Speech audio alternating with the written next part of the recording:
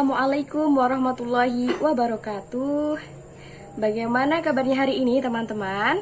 Semoga selalu diberi kesehatan. Dan jangan lupa teman-teman selalu menjaga kesehatan, karena di era pandemi COVID-19 ini kita harus senantiasa menjaga kesehatan kita agar terhindar dari virus, utamanya virus corona. Baik, sebelum kita memulai pelajaran, kita berdoa dulu ya. Berdoa mulai. Al-Fatihah.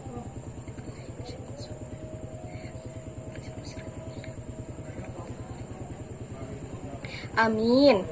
Baik, saya ingatkan untuk teman-teman 11 MIPA 2 di MAN 1 Kota Blitar untuk melakukan absensi presensi di Google Classroom kita. Oke, pada kesempatan kali ini kita akan belajar mata pelajaran Al-Quran Hadis pada bab 2, yakni tentang apa? Tentang berkompetensi dalam kebaikan. Tentunya teman-teman juga sudah membaca materi dari minggu kemarin yang sudah saya share di PowerPoint. Tentunya pasti sudah membaca ya. Oke, baik, kita mulai pembelajaran kali ini.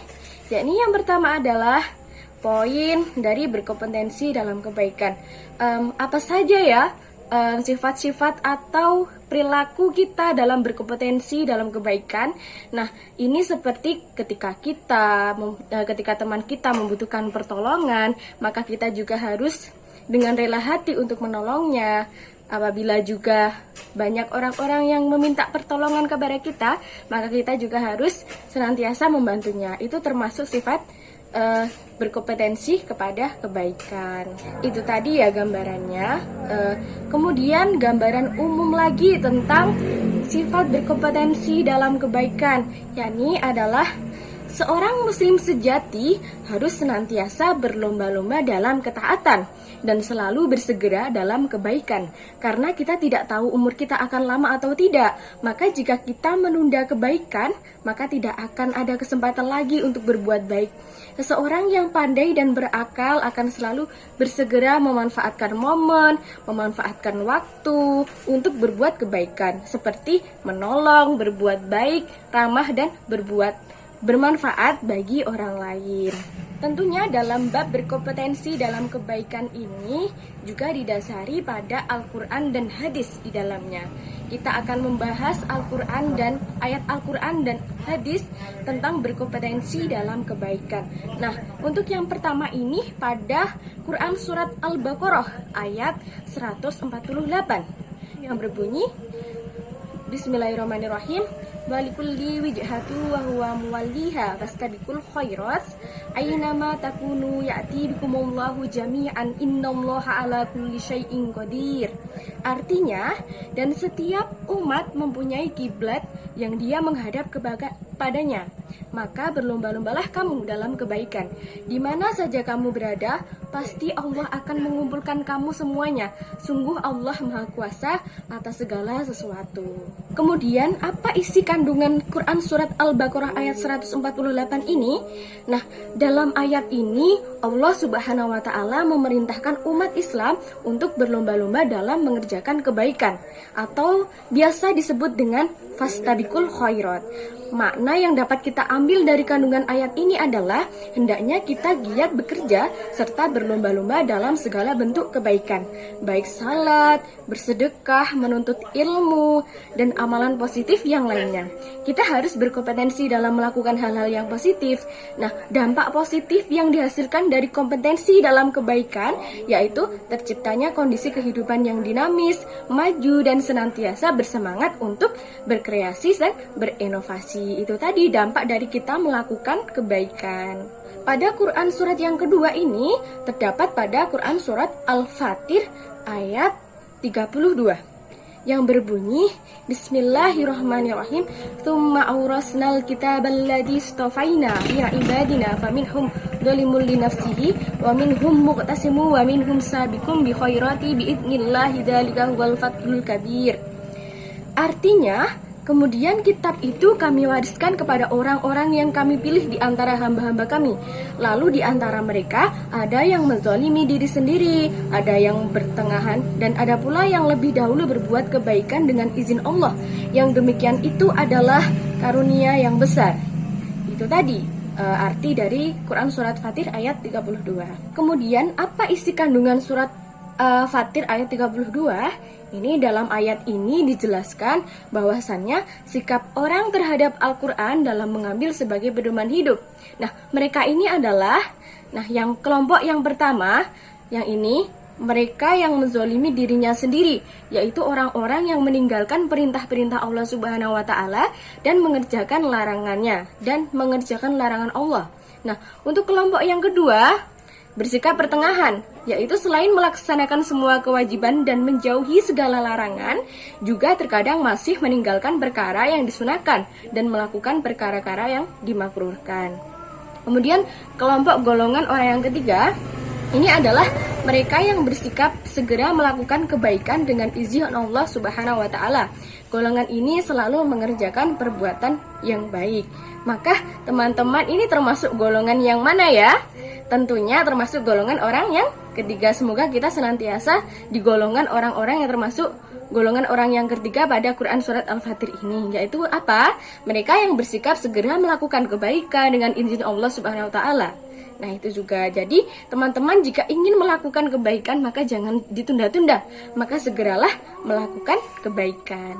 Berkompetensi dalam kebaikan ini juga terdapat pada Quran Surat An-Nahl ayat 97. Ini yang berbunyi Bismillahirrahmanirrahim. Man amila sholihan min dzakarin aw unsa fahuwa mu'minun falanuhyiyannahu hayatan thayyiban walanajziyannahum ajrahum bi ahsani ma kanu ya'malun.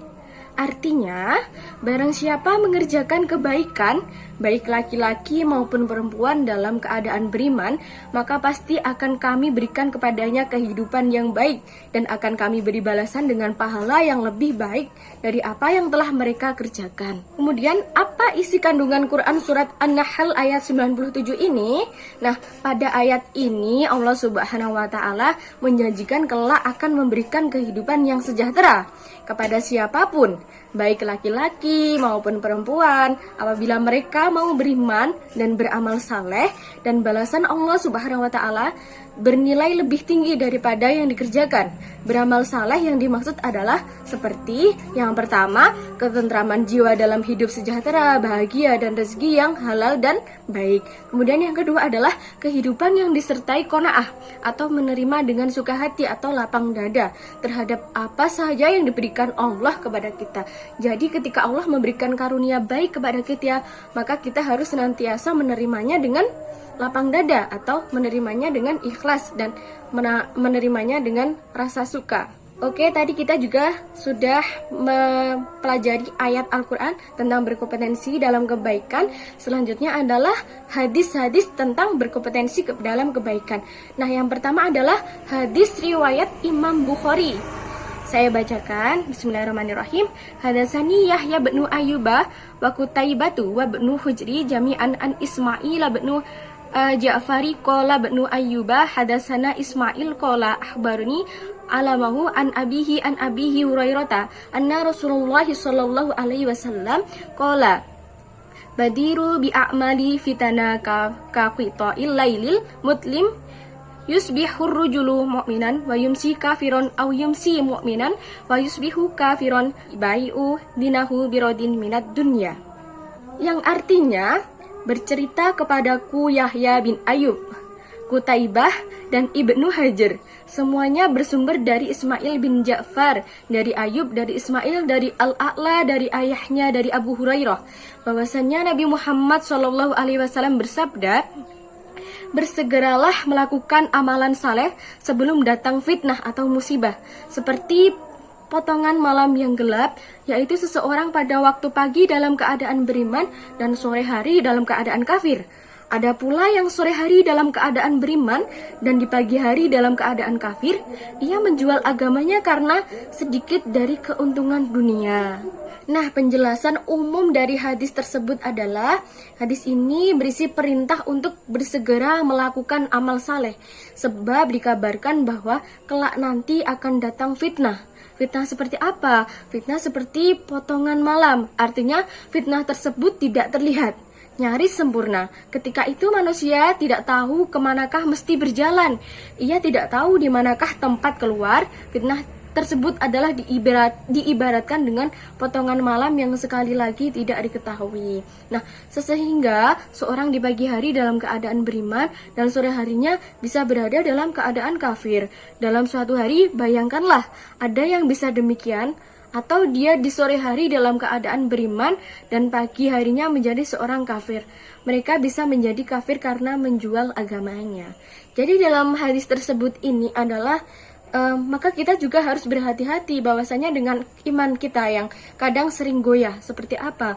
Kadang kalau kita pagi hari tidak ingat kepada Allah, nah itu juga menyebabkan kita juga terlampaui batas, itu bisa seperti itu.